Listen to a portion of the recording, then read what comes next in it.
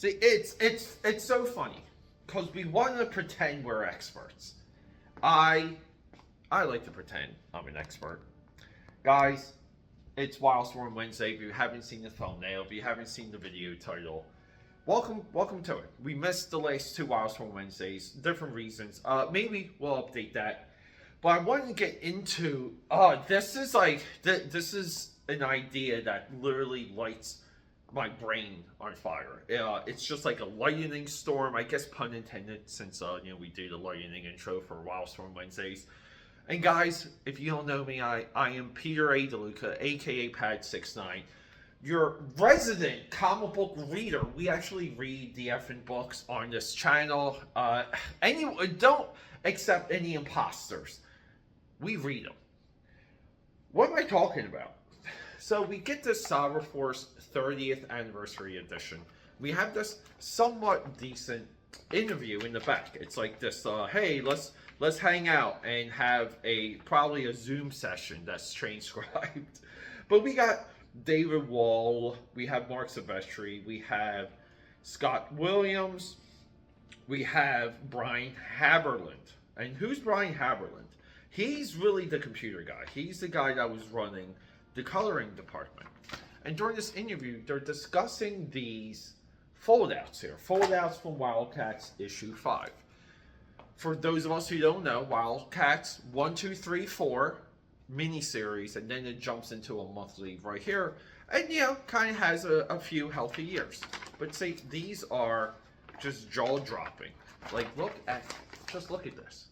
Does that not, this should get your rocks off. You should kind of get a little, your pants should get tight if you see this. So they're talking about the time that they had to put this together. They're reminiscing about Homage Studios. Mark Silvestri makes a reference of the revolving door of high-end talent, these hot young kids, these young guns that were coming through the studio. J. Scott Campbell, David Finch, Michael Turner, like illustrious people.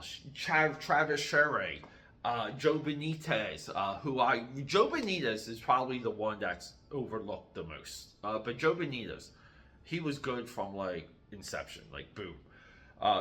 Michael Turner took a little bit of time.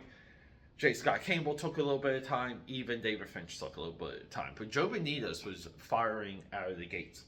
But they're discussing the cost of everything I just showed you. And we find something in this conversation now of how little we actually know about the comic book business. Some people say business. I think it's funny. And what am I talking about? We really don't know the financials. We don't know what the real numbers. We don't know what the real margins, returns, cost of product, ROI, return on investment, and there's a ton of other business, economic, accounting factors that we do not know. And some people do. And I will even argue this, that even a lot of the creators, a lot of these individuals that we like to kind of put on the pedestal, they don't know either. But they were really good with getting recruited by individuals that did. Meaning, like just for a quick example, like how much of McFarlane comics or McFarlane toys, like how much of that was built by McFarlane? McFarlane hit a height. All the Image guys hit. They were on CNN, they were on local television, they were all over LA, this is where we want to do this level of business, but they're all over. And these guys hit a height, they hit the stratosphere. Jim Lee gets titled highest selling comic book creator of all time. No one has sold more than Jim Lee. X-Men, #1, right? And then they get recruited. I just love this thing. But they get recruited by the guys above them, by executives and bankers and financiers and CFOs and CIOs, the people who have executive privilege, executive power, executive know-how. This is where a lot of the comic book commentary, in my view, even the day-to-day stuff on Twitter, X, you see it fall through. And I push back, I challenge people often. People pretend they know what that is. And they further pretend to know what the financials are and what the benefits are, and when companies were really at risk and why particular things happen. The movie industry, for a little bit of a comparison, is far more transparent. Like everything, even right now, Megapolis, Francis Ford Coppola's movie, right? Like, we know the finances of that movie. We know that he sold his winery. He put up $100 million of his own dollars. We can look into the logos of that movie and see where a lot of the money came from and research those individuals, and we can build a profile. You really can't do that in American comics. This puts a stamp on how little we know. Because if I did ask you how much this cost to put together, not how much Jim Lee got paid per page, not what the rates were, the cost of the comic. And you guys can't answer that. And you can't even answer that right now with the modern comic book industry. Isn't that funny? All of this time, all this knowledge, all of these individuals who want to talk about other things on social media, they don't even educate what the guts of the industry is, even that part of the industry. I give Rob Liefeld a little bit of credit on. He somewhat sometimes highlights it on Robservations, but even Rob Liefeld himself on Robservations repeatedly says they gave high rates, they gave high dollar, they paid a lot of money for the talent that we saw in those Extreme Studios books that were out during this time. And you kind of want to say, why? Why? You have a business to run. Running a business is not paying the most you can. Running a business is so that business doesn't survive, and if it dies, even if it gets sold for a lot of it, it's a failure. Yes, I look at Malibu Ultraverse as a failure. I look at Wildstorm Productions as a long-term failure, not long-term success. But yeah, we're still in the heydays for that. So let me just show you. I want to kind of highlight what they say here. And I want to reveal the cost of this. So let's hit that drawing table. And there it is. So before we, I'm going to do some reading. I hate reading out loud, but you got to do it sometimes. Let's just have a look. Because this is still when Jim Lee, look at those colors. It just sings, it pops. I love the background colors. I always look for the solutions for background colors. It's extraordinary. This level of work is extraordinary. How does this not get your rocks off? And before I do some reading, and yes, no one's looking forward to that. We got Misery versus Warblade here. Insane stuff. So what was the cost? Now, I just want to further a little bit what I was saying. I've been trying to get a box of sky caps, by the way, guys. I just want to further a little bit of what I was saying. Today's comics, the modern comic book industry. For example, let's just say you have, because it's coming up for another campaign. We have US Assassin here, right? A majority of this, right? These are just paid rates, okay? They're paid rates. We're not working in the studio system. We're working on crowdfunding. We're trying to pay people back. People sacrifice a lot of their time. To get to this point, to where we are now, okay? By the end of US Assassin,